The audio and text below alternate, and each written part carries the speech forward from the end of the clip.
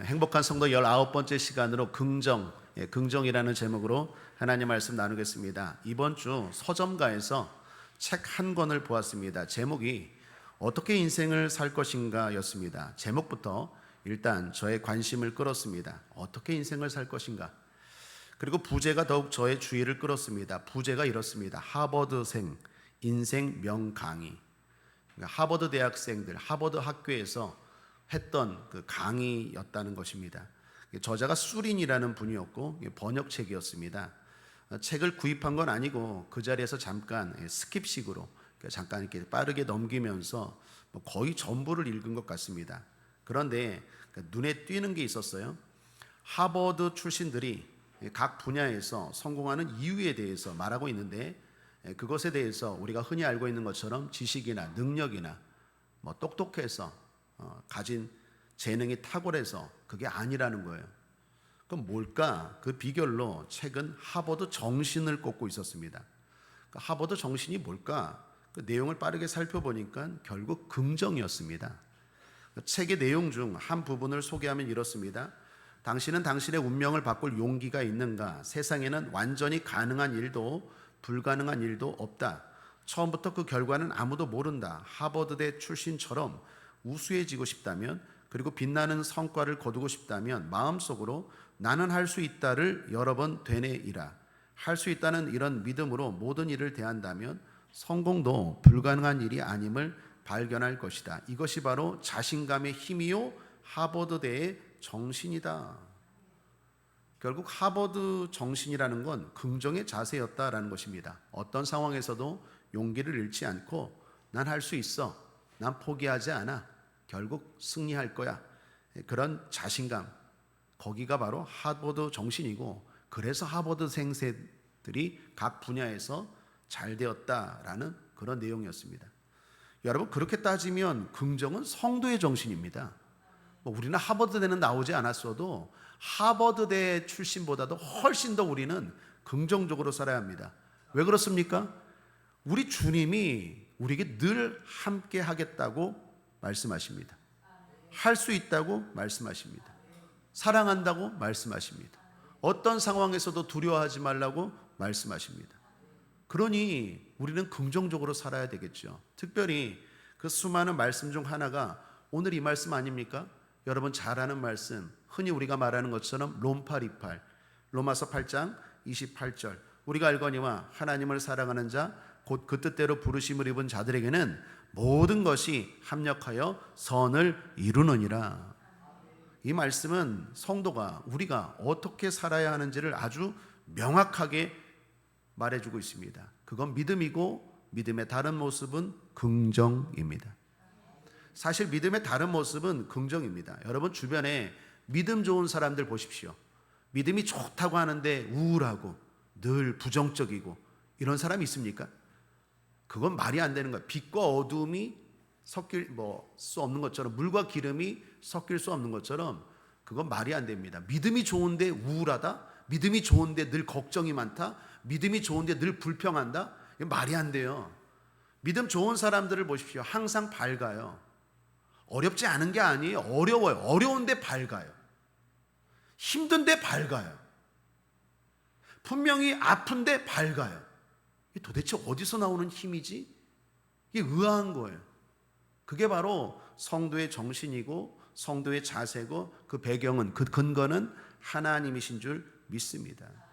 물론 이 땅의 모든 믿음이 그런 건 아닙니다. 다른 종교를 믿는 사람들, 아니면 다른 것을 믿는 사람들도 긍정으로 사는 건 아니에요. 오직 기독교만이 긍정입니다. 왜 그렇습니까? 믿음의 대상 때문입니다. 우리가 믿는 분은 하나님이시기 때문입니다. 그 하나님 불가능 없으십니다. 그 하나님 우리를 사랑하십니다. 아들까지 주실 정도로 저와 여러분 사랑하시는 줄 믿습니다. 그러니 그분을 믿고 의지하는 자가 슬퍼한다? 말이 안 돼요. 괴로워한다? 말이 안, 우울하다? 늘 어둡다? 말이 안 돼요. 물론 잠깐은 그럴 수 있지만 기본 베이스는 긍정이고 밝음인 줄 믿습니다. 요즘 수요 예배 때마다 창세기 말씀을 나누고 있죠. 거기서 아브라함과 사라가 지난주에 큰 실수를 합니다. 실수가 아니라 큰 잘못이죠. 자신의 여종을 임신케 합니다.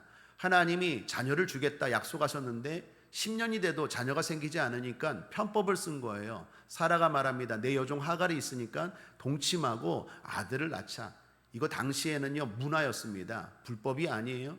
그러니까 합법적이고 상식에도 맞고 하나님의 뜻도 이루어 드리고 우리도 좋고. 그런데 문제는 하나님의 뜻이 아니었죠. 더욱이 하갈의 인권은 어디 갔습니까? 하갈 임신을 합니다. 결국 하갈이 임신해서 좋았는데 문제는 학대를 해요. 임신케 한 거는 또 언제고, 또 임신했다고 해서 하갈을 학대해서 하갈이 광야로 쫓겨납니다.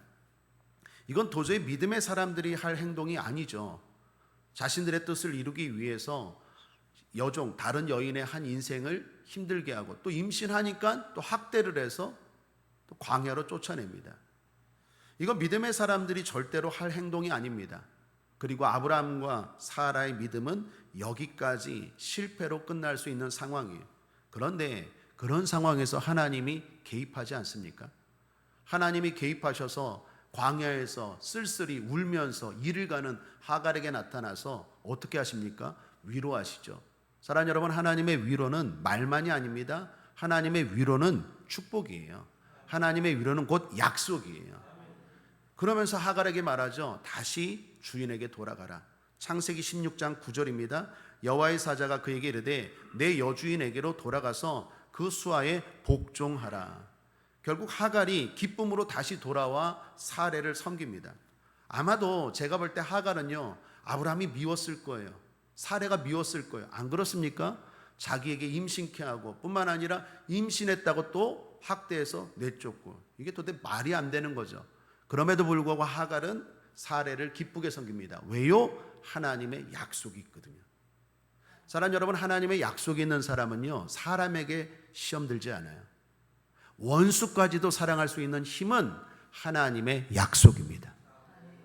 하나님의 약속이 있어. 하나님이 날 사랑하셔. 하나님이 날 축복하셔. 그러니까 사람 때문에 섬기는 게 아니라 하나님 때문에 섬기는 거예요. 하나님의 약속이 있으면요 어떤 상황에서도 섬길 수 있고 어떤 상황에서도 기쁨으로 나아갈 수 있더라라는 것입니다. 저와 여러분에게도 그런 약속이 있는 줄 믿습니다. 여기 우리가 주목하는 건 하나님의 은혜죠. 분명히 아브라함과 사레는 분명 잘못했습니다.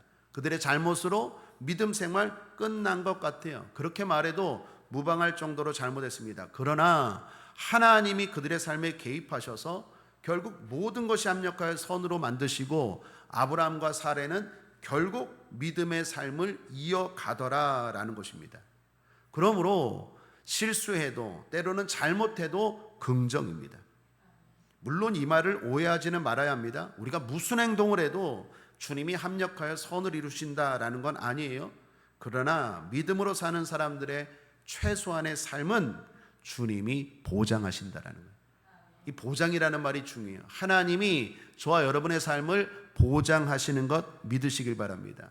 그러므로 한번 따라하겠습니다. 절대 긍정, 절대 희망, 낙심금물.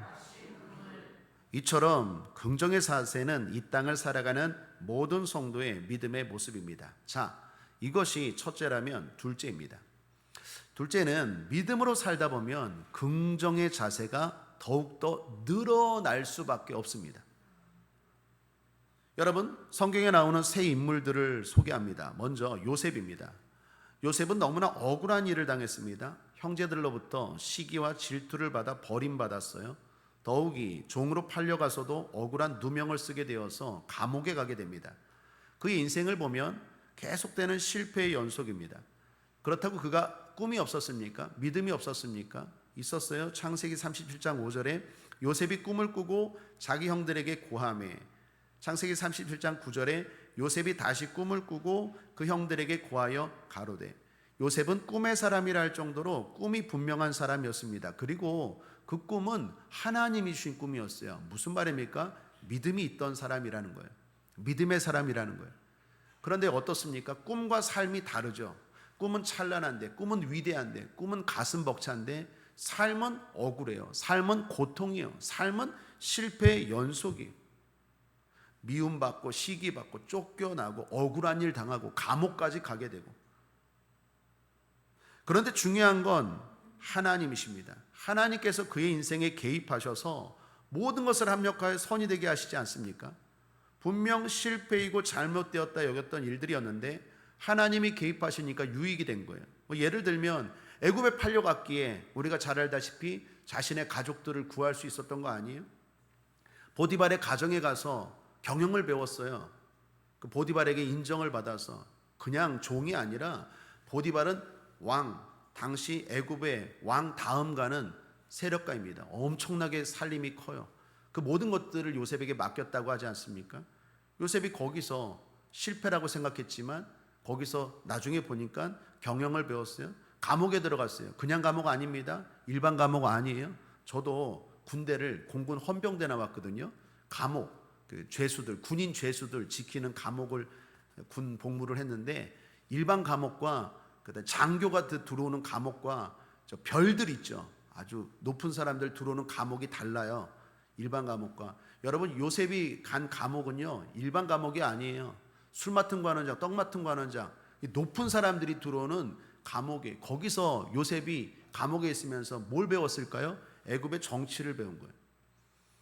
실패라고 여겼던 삶인데 잘 보니까 다 유익이었던 거예요. 그리고 나서 하나님이 애굽의 총리가 되게 하시니까 어떻게 해요? 감당할 수 있는 거예요. 자리를 주면 뭐예요? 감당이 안 되는데 감당할 수 있어야 축복이죠. 하나님이 여러분에게 주셔도 여러분이 감당할 수 있게 되길 바랍니다. 감당이 안 되는 칼은요 나를 벨 수밖에 없어요. 모든 게 다 유익이 되는 게 아니에요. 요즘 연예인들이나 요즘 세상에서 넘어지는 사람들 보십시오. 너무 젊어서 막 성공하고 너무 젊어서 막 돈이 막 이렇게 있고 인기가 많으니까 감당이 안 되는 거예요. 마음을 못 잡는 거예요.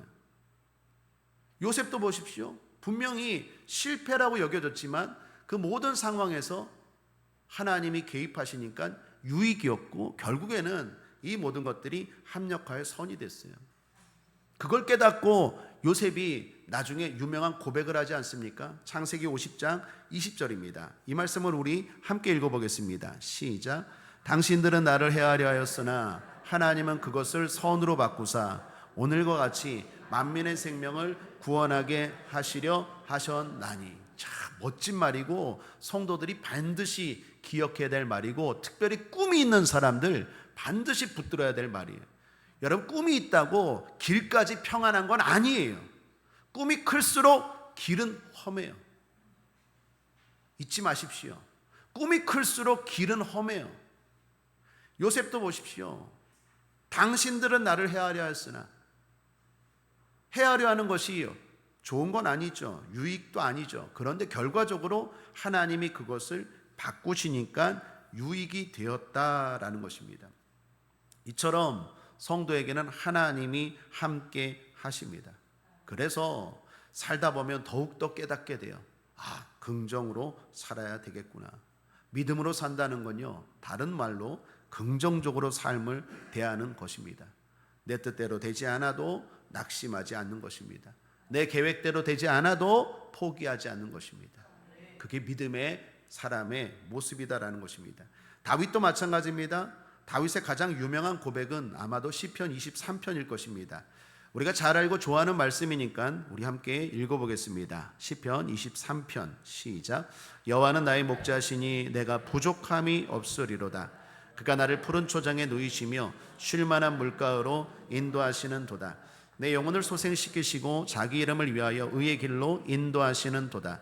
내가 사망의 음침한 골짜기로 다닐지라도 해를 두려워하지 않을 것은 주께서 나와 함께 하심이라.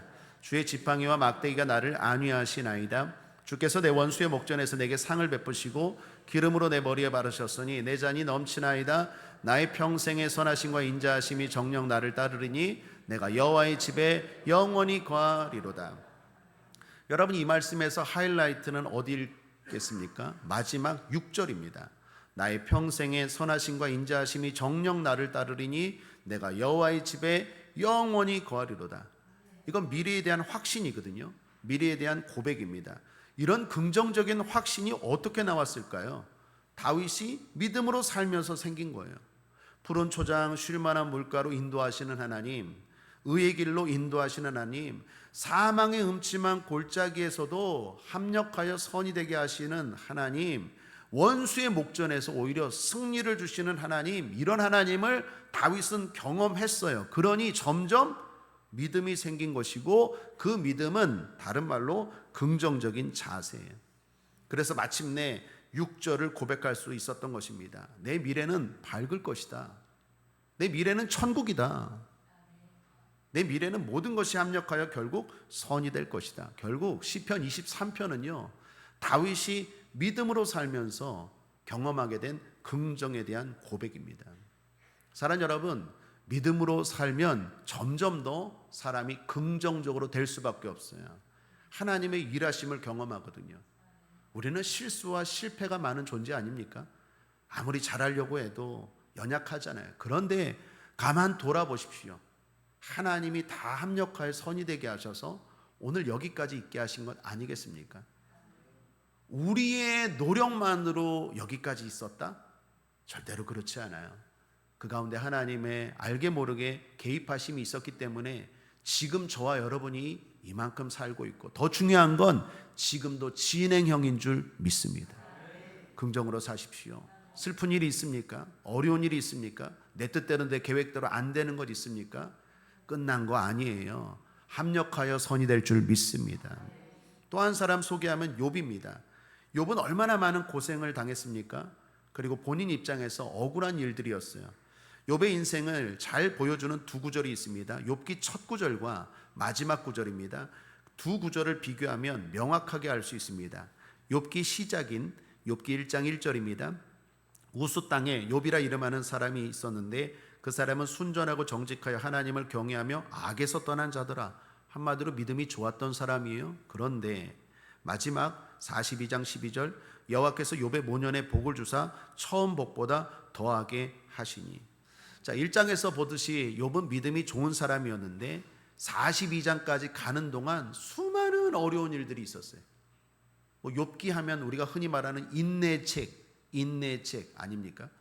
그 인내해야 될 수많은 어려움과 고난들이 많았어요. 근데 결국 결론은 뭐였어요? 처음 복보다 더하게 하시니. 결국 하나님이 합력하여 선이 되게 하셔서 결국 욥의 마지막은 해피 엔딩이더라라는 것입니다. 그러니까 욥기를 통해 알 수 있는 메시지가 뭡니까? 내 뜻대로 안 되어도 나쁜 게 아니구나. 하나님이 결국에는 합력하여 선을 이루시는구나. 합력해서 결국에는 처음보다 더 잘 되게 하시는구나. 그러므로 믿음으로 살아야겠다. 그러므로 어떤 상황에서도 긍정적으로 살아야겠다. 이게 욥기를 통해서 우리에게 주시는 메시지 아닙니까? 사랑하는 여러분, 믿음의 다른 모습은 절대 긍정입니다. 어떤 억울하고 답답한 상황에서도 희망을 놓치지 않는 것입니다. 성도는 잘 됩니다. 결국 우리는 잘 됩니다. 우리 옆 사람과 한번 인사하겠습니다. 우리는 결국 잘 됩니다. 여러분 믿으시길 바랍니다. 지금 조금 슬픈 일이 있고 지금 조금 안 좋은 일이 있어도 여러분 꼭 믿으시길 바랍니다. 그리고 삶을 긍정적으로 믿음으로 대하시기를 바랍니다. 자, 그럼 마지막입니다. 우리가 왜 믿음으로, 왜 긍정적으로 살아야 될까요? 앞에서 소개했지만 좀 정리하면 이렇습니다. 첫째는 해석이 달라지기 때문입니다. 여러분, 길에는 돌이 있죠. 돌이 없는 길이 어디 있습니까? 인생길도 마찬가지입니다. 아, 저 사람은 그냥 꽃길만 있는 것 같아. 아닙니다. 그 사람 가보면 어려운 일들이 많아요. 옛날에 제가 한번 설명했잖아요. 컨퍼런스인가 한번 갔는데 저 분당의 지구촌 교회에서 컨퍼런스가 있어서 목회자 컨퍼런스에 참여했는데 목회자들 대상으로 전체 모여서 성전에서 컨퍼런스하고 각 그 지구촌 교회 지역에 가서 목회자들 참관하는 그러한 프로그램이 있었다고. 저도 그 분당의 어떤 한 구역에 가서 참관을 했는데, 야, 제가 깜짝 놀랐어요. 제가 살면서 99평짜리 집을 처음 가봤어요. 집이 얼마나 좋은지 입구부터 대리석인데 그냥 휘황찬란하더라고요. 아, 여기가 천국인가? 아, 그래서 천당 밑에가 분당이라 그러는구나. 그럴 정도로 집이 너무나 좋더라고요. 거기에 고상하니 그냥 아주 멋진 아줌마들 한 7, 8명이 모여갖고 예배를 드리는데, 예배 드리고 나서 저보고 그러더라고요. 목사님이죠. 특별히 순복음교회 목사님이죠. 맞는데요. 그랬더니 기도해 달래요. 아니, 기도가 필요 없을 것 같은데. 그랬더니 기도 내용을 보니까 다 똑같네. 다 똑같네. 분당에 살던 영종도에 살던 기도 제목이 다 똑같아요. 어찌 보면 더 슬프고 안 좋은 기도 제목들도 많더라고요. 사랑 여러분, 저 사람은 아무 문제가 없을 거야? 그렇지 않아요. 가보면 다 아픔이 있고 슬픔이 있고 어려움이 있어요. 인생길에는요, 돌이 있어요. 돌 없는 길이 어디 있습니까? 문제는 긍정적으로 삶을 대하는 사람들은 그 돌을 디딤돌로 여겨요. 그런데 늘 부정적인 사람은 늘 걸림돌이야. 늘 걸림돌. 여러분, 스포츠 보면 가끔 이런 인터뷰 하지 않습니까? 올림픽 금메달을 땄어요. 기자가 질문합니다. 어떻게 금메달을 땄어요? 물었더니 그 사람이 말해요. 가난 때문에요. 어려서 너무 가난했어요. 가난을 이기려고 열심히 운동하다 보니까 내가 금메달까지 땄네요. 근데 그 옆에 사람에게 질문하니까 왜 이렇게 금메달도 못 따고 운동 포기했어요? 가난 때문이래. 후원해주는 사람이 없고 먹을 게 없어서 가난 때문에 운동을 못했고 포기했대요. 여러분, 똑같은 가난인데 어떤 사람은 가난 때문에 금메달 따고 어떤 사람은 가난 때문에 운동을 포기했대요. 이게 도대체 뭘까요? 삶을 대하는 자세예요. 삶을 대하는 자세가 긍정적이면 해석이 달라져요. 해석이 늘 건강해요. 해석이 늘 발전적이에요. 해석이 늘 희망적이고 그 희망대로, 그 믿음대로 하나님이 또한 이루어 주시는 줄 믿습니다. 그래서 긍정이 중요한 게 삶을 대하는 해석이 달라지기 때문이에요. 여러분, 사실보다 해석이 중요하다는 말이 있잖아요. 사실은 진실이 아니에요. 가난하다? 그건 진실이 아니야. 나의 해석이지. 아프다? 힘들다? 그건 진실이 아니야. 나의 해석이지. 내가 아프다, 힘들다 여기지 않으면 안 하는 거예요. 힘들지 않는 거예요. 내 수준이 더욱더 높아지는 것입니다. 그러므로 긍정적인 삶은요, 해석이 달라져요. 해석이 건강합니다. 또 하나, 긍정의 자세가 중요한 건 실수가 줄어들기 때문입니다. 여러분, 미국 샌프란시스코에 가면 금문교라는 유명한 다리가 있다고 하죠. 멋지고 큰 다리랍니다. 높이가 70m, 넓이가 27m, 길이가 약 3,000m의 현수교입니다. 이 다리가 당시 기술로도 대단한 업적물이었대요. 실제 미국 토모카케에서 그 7가지 불가사의 건축물 중에 하나가 이 금문교라고 합니다. 그런데 이런 금문교를 옛날이잖아요. 지금도 아니라 옛날에 지으려니 얼마나 희생이 많았겠어요. 실제로 35명이 죽었대요. 이 금문교 만들다가 떨어져 갖고 사람들이 자꾸 떨어져 죽는 거예요. 어떻게 할까? 어떻게 할까? 그래서 고민해서 만든 게 안전 그물이었대요. 떨어져도 안 죽어. 안전 그물을 만들었더니 희한한 게 발견했어요. 사람들이 오히려 안 떨어지는 거예요. 옛날에는 야, 이거 떨어지면 죽는다. 35명이나 벌써 죽었다. 나도 이거 하다가 떨어지면 죽는다 하니까 더 많이 떨어지는데, 안전 그물, 좀 비용이 많이 들고 시간이 들어도 안전 그물을 설치하고 그 다음에 인부들한테 맡겼더니요, 오히려 떨어지는 사람이 줄었다라는 거예요. 사랑 여러분, 두려움도 일종의 믿음입니다. 그래서 욥기에 보면 이런 말씀 있잖아요. 중요한 말씀입니다. 함께 한번 읽어보죠. 욥기 3장 25절 시작. 나의 두려워하는 그것이 내게 임하고 나의 무서워하는 그것이 내 몸에 미쳤구나. 여러분, 자꾸 두려워하면요, 두려워하는 일이 생겨요. 그렇지 않습니까? 긍정적인 생각을 하는 사람들에게는 긍정적인 일들이 와요. 향기가 나면요, 나비가 날아와요. 냄새가 나면요, 바퀴벌레가 온다니까요. 내가 자꾸 두려워해. 두려움도 일종의 믿음이거든요. 그걸 자꾸 묵상하는 거예요. 그걸 자꾸 생각하는 거예요. 아, 이렇게 되면 어떡하지? 이렇게 되면 어떡하지? 그러면 내 믿음대로 될지어다. 떨어지면 어떡하지? 떨어지면 어떡할지? 내 믿음대로 될지어다. 떨어지는 거예요. 그래서 주님 말합니다. 염려는 맡겨 버리라. 나에게 맡겨 버리라. 염려 자꾸 붙들지 말고, 염려하다 보면 염려할 일이 생긴다니까요. 걱정하다 보면 걱정할 일이 생겨요. 그러므로 아무것도 걱정하고 염려하지 말고 기도로 바꾸라. 기도로 나에게 맡기라. 주님 말씀하지 않습니까? 욥이 말합니다. 나의 두려워하는 그것이 내게 임하고 나의 무서워하는 그것이 내 몸에 미쳤구나. 아우, 병들면 어떡하지? 이 당뇨가 심해지면 어떡하지? 암 걸리면 어떡하지? 그럼 거의 암 걸려요. 난 건강해. 뭐 이 정도 이길 수 있어. 이래야 이기는 거지. 자꾸 난 이렇게 되면 어떡하지? 사고 나면 어떡하지? 그럼 꼭 사고 난다니까요. 이런 것도 일종의 믿음이에요. 그런데 안전건물을 딱 설치하고 하니까 더 이상 떨어지지 않더라라는 것입니다. 사랑하는 여러분, 긍정의 자세가 중요한 건요, 인생의 실수를 줄어들게 만들어요. 해석이 달라지게 합니다. 실수가 줄어들게 합니다. 자, 그런데 진짜 중요한 이유는 이것이라고 생각해요. 한번 따라하겠습니다. 끝까지 가게 합니다. 이게 제일 중요한 것 같아요.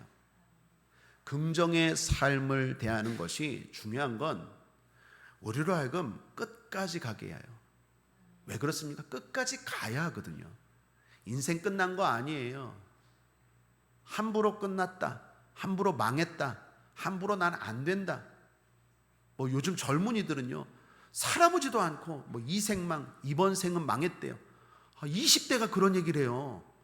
20대가 60대, 70대도 아니고. 아니 20대 무슨 얼마나 인생을 살았다고 그런 얘기를 합니까? 헬조선 이런 얘기하고. 사람 여러분, 긍정의 자세가 중요한 건요, 끝까지 가게 해요. 끝까지 가야 될 줄 믿습니다. 모자이크라는 걸 보십시오. 그림의 종류인데 색종이 같은 걸 뜯어서 만드는 거죠. 그런데 보시면 밝은 색깔만 붙이지 않아요. 어두운 색깔도 붙이는데 막 더덕더덕 붙이는 것 같은데 나중에 보면 멋진 그림이 되잖아요. 그게 모자이크 아닙니까? 우리 인생도 마찬가지라니까요.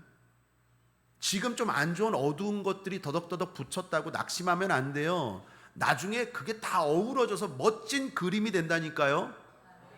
그래서 중요한 건 그 작품이 완성될 때까지 끝까지 가게 하는 힘이 긍정이에요. 긍정이 없는 사람은 하다가 그냥 포기해요. 내 인생은 루저야, 내 인생은 이생망이야, 나는 실패자야, 이러면서 포기해요. 끝나지 않았습니다. 끝까지 가는 게 중요합니다. 여러분, 앞서 소개했던 요셉과 다윗과 욥도 마찬가지 아닙니까? 그들의 인생이 성공이라고, 그들의 인생이 믿음의 승리라고 말하는 이유가 뭡니까? 끝까지 갔기 때문에 그런 거 아니에요?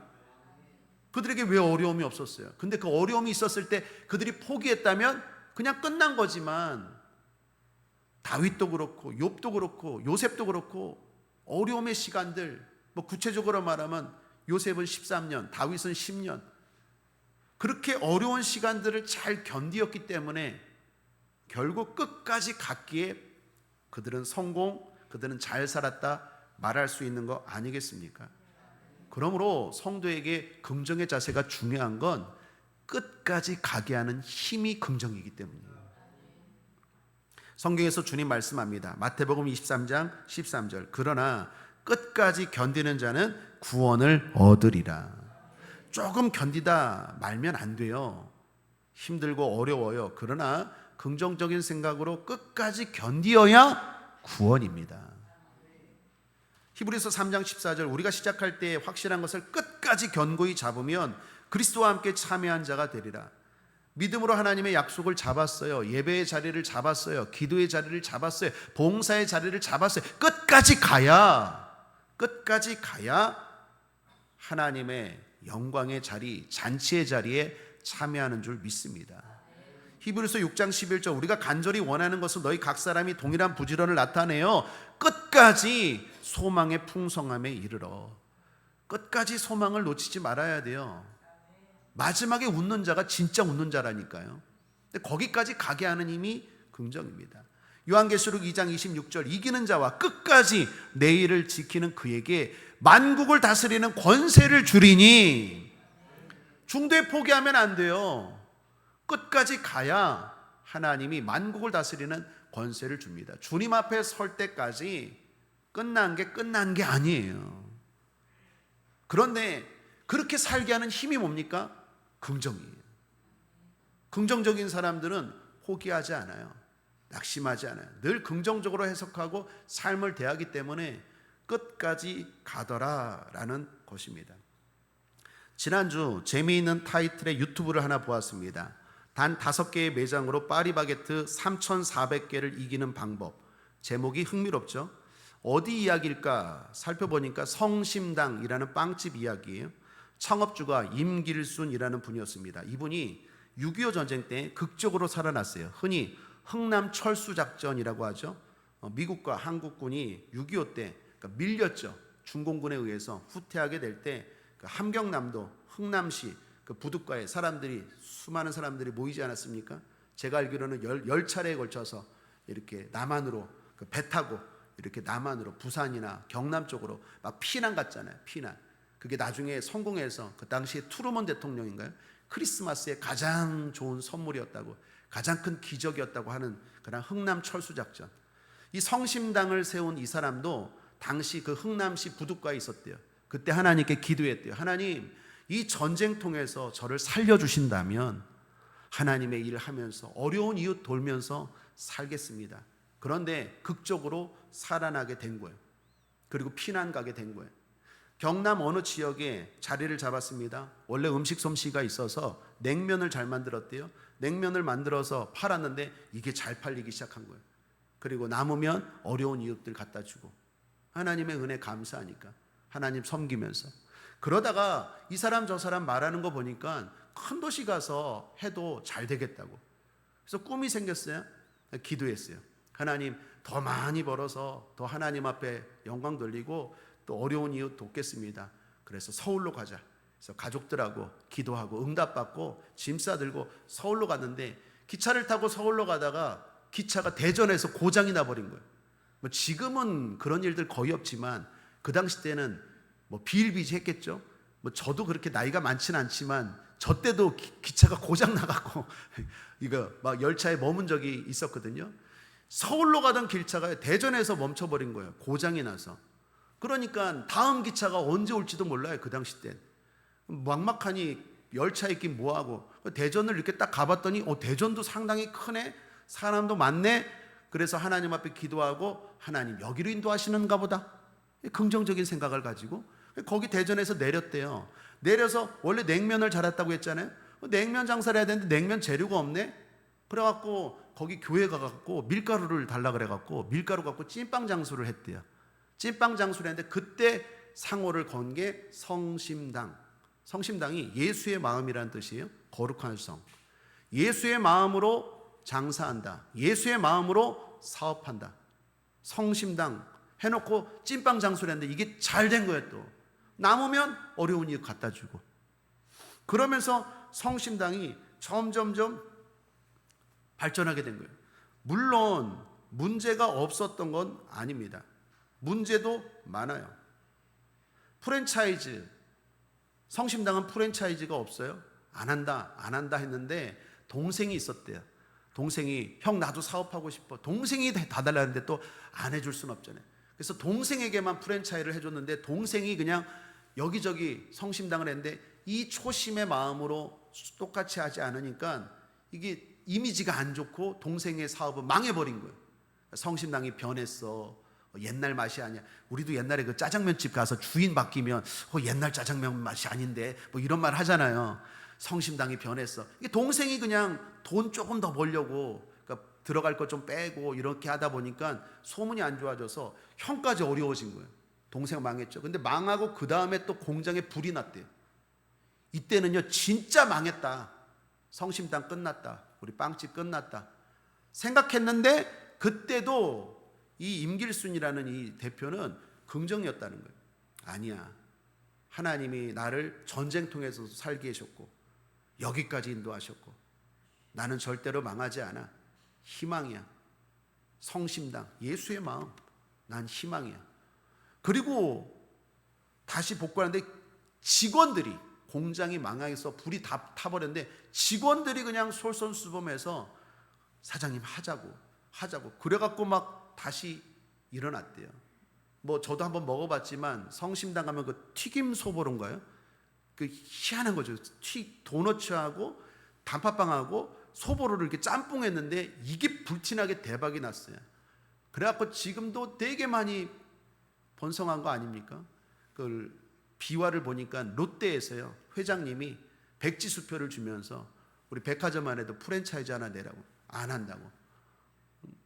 그냥 초심, 예수님의 마음 가지고 어려운 일 돌고 하나님 섬긴다고. 그 이후로는 프랜차이즈 안 한다고.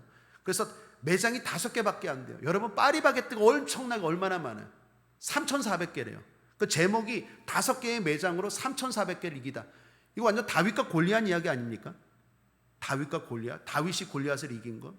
근데 제가 설교를 준비하면서 항상 느끼는 건데, 하나님 앞에 기도해요. 하나님, 이번 주 어떤 메시지 우리 성도들에게 전할까요? 그리고 은혜를 주옵소서. 주여 좋은 예화를 주옵소서. 그런데 하나님이 이 성심당 이야기를 유튜브에서 보게 한 거예요. 그 유튜브를 보면서 하나님이 주신 메시지가 뭘까요? 긍정이에요. 내 계획은 서울이었는데 대전에서 열차가 고장이 나버렸어. 내 계획대로 안 됐잖아요. 그럼 실패입니까? 그럼 낙심입니까? 그럼 또 그렇게 사는 거예요. 긍정적으로. 나는 원래 냉면을 잘해. 근데 냉면 재료가 없어. 냉면이 안 돼. 그러면 실패입니까? 그럼 빵 장사하면 되지. 얼마나 긍정적이에요. 사업이 망했대요. 동생이 프랜차이즈 하다가 불이 다 탔어요. 그럼 이제 끝난 거예요. 그거 끝난 겁니까?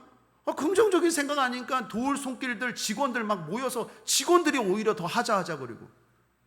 제가 이 성심당의 사건을 설교 준비하면서 딱 보면서 하나님이 저에게 말씀하시는 것 같아요. 예수의 마음이, 성심이 바로 긍정이다. 국제하모니계 성도님들, 긍정적으로 사십시오. 여러분의 계획대로 안 될 수 있어요. 오히려 역설적으로 여러분의 계획대로 되는 게 좋은 걸까요? 아니에요. 하나님의 뜻대로 되는 게 좋은 거예요. 근데 하나님의 길과 내 길이 달라요. 이사야서에 보면 하나님의 뜻이 내 뜻보다 높고 하나님의 길이 내 길보다 깊어요. 그래서 때로는 나는 꽃길만 가길 원하는데 하나님은 어려운 길도 가게 하시고 다른 길도 가게 하시고 실패의 길도 가게 하세요. 중요한 건 긍정의 자세를 가진 사람은 결국 그 길을 계속 가더라는 거예요. 성심당이 중간에 포기했으면 지금의 이런 역사가 있었겠습니까? 또 지금도 진행형이에요. 성심당은 지금도 진행형이고 저와 여러분의 인생도 지금도 진행형인 줄 믿습니다. 함부로 속단하지 마십시오. 결국 우리는 잘 될 거예요. 함부로 판단하지 마십시오. 결국 우리는 빛나는 인생이 될 거예요. 그러므로 긍정의 자세를 가지고 좀 더 해보십시오. 힘을 내십시오. 그리고 계속해서 전진하시기를 주님의 이름으로 축복합니다. 말씀을 정리합니다. 긍정의 자세로 살아야 합니다. 긍정의 자세로 사는 것이 믿음으로 사는 것임을 점점 알게 될 것입니다. 무엇보다 긍정의 자세로 살아야 끝까지 갈 수 있고 결국에는 행복한 삶을 누릴 수 있습니다. 사랑하는 성도님들 모두가 어떤 상황에서도 긍정적으로 삶을 대하시기를 주님의 이름으로 축복합니다. 우리에게는 합력하여 선을 이루시는 주님이 계십니다. 예수 승리! 기도하겠습니다. 하나님 아버지 감사합니다. 실수 많은 우리인데 모든 것이 합력하여 선이 되게 하시니 감사합니다. 그러므로 긍정입니다. 함부로 낙심하고 절망하지 않게 하여 주옵소서. 어떤 상황에서도 믿음으로, 어떤 상황에서도 긍정으로 삶을 대하는 우리 성도님들 되게 하여 주옵소서. 낙심케 하고 두렵게 하는 원수탄 마귀야, 예수 이름으로 명하노니 떠나갈지어다, 물러갈지어다. 감사드리며 예수님의 이름으로 축복하고 기도했습니다. 아멘.